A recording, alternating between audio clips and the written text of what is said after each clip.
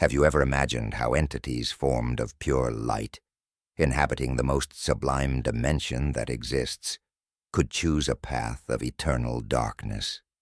There exists an invisible abyss of events, even before our story begins. Today we will unveil the backstage of the greatest cosmic conflict ever to have occurred. We will explore the mental structure of celestial forces, understand the supreme test they were subjected to, and discover the relentless reason why humanity receives second chances, while these creatures were sealed in an irreversible fate. If you enjoy exploring the greatest spiritual and theological mysteries that challenge our understanding, don't forget to click the like button and subscribe to our channel. Your participation is fundamental for us to continue bringing these secrets to light. All set. Let's dive into this enigma. To understand this rupture in paradise, we first need to completely change our idea of learning. We build our wisdom like one assembles a puzzle. We piece together the elements little by little, through experiences, touch, error, and continuous study. Our clarity about the world is gradual and often filled with flaws and doubts. In the celestial sphere, the mind operates in a completely distinct reality. The intellect of these spiritual beings does not function by deduction, but by instantaneous apprehension. At the moment they were brought into existence, they received a panoramic and complete vision of reality. Like a mirror that reflects everything at once, they absorbed the nature of all creation, the divine plan, and the individual purposes they were meant to fulfill, without needing to investigate or question. However, perfect harmony required a test of loyalty. The great thinkers of early Christianity point out that obedience cannot be automatic. It must be validated by a free decision. The trial that separated the faithful from the rebels involved submission to the supreme designs. A grand plan was revealed to them that involved serving an order that did not place them at the center of everything. Particularly, they realized that the Creator would elevate lower forms of life, material and mortal, to an unimaginable degree of glory in the future. In light of this revelation, the bifurcation arose.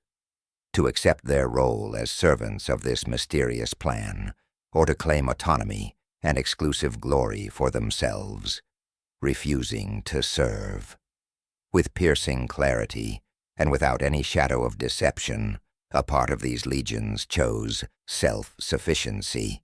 They contemplated the consequences, weighed the outcomes, and consciously embraced rebellion.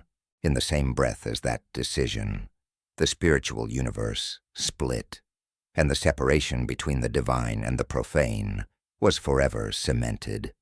The great doubt that often arises is, for what reason does divine forgiveness, so abundant for our failures, not extend to these fallen beings? The answer lies in the essence of our own fragility. When we fail, we typically act under the fog of emotions, passions, external influences, and above all, our limitation in seeing the bigger picture. We change our minds because we gain new perspectives over the years. Our ignorance is, paradoxically, our gateway to mercy. For a spirit of striking intelligence, however, there is no change of mind. As they envisioned all variables and developments from the beginning, the decision they made was absolute and exhausted all possibilities. Once the choice was made in full possession of an immeasurable light, their character crystallized in that negation. It is a locked trajectory. This is proven to this day in the dark backstage of spiritual combat. Experts and priests dedicated to confronting malevolent forces report a chilling pattern that has repeated for centuries. During severe interrogations under spiritual authority, the entities confess the unbearable suffering of divine deprivation. They acknowledge the crushing emptiness of having lost the fullness for which they were designed. However, when confronted about their desire to reverse the situation, the reaction is always one of a cold and indestructible pride. They assert that, even immersed in absolute ruin, they would never back down. They prefer the misery of their own arrogance to kneeling again. It is an obstinacy that defies our logic, yet perfectly illustrates the terror of a mind locked in its own ego. Thinking about this brings us a powerful lesson about our journey. We have the immense privilege of being unfinished creatures. Each new dawn is an invitation to correct the course, while time still belongs to us.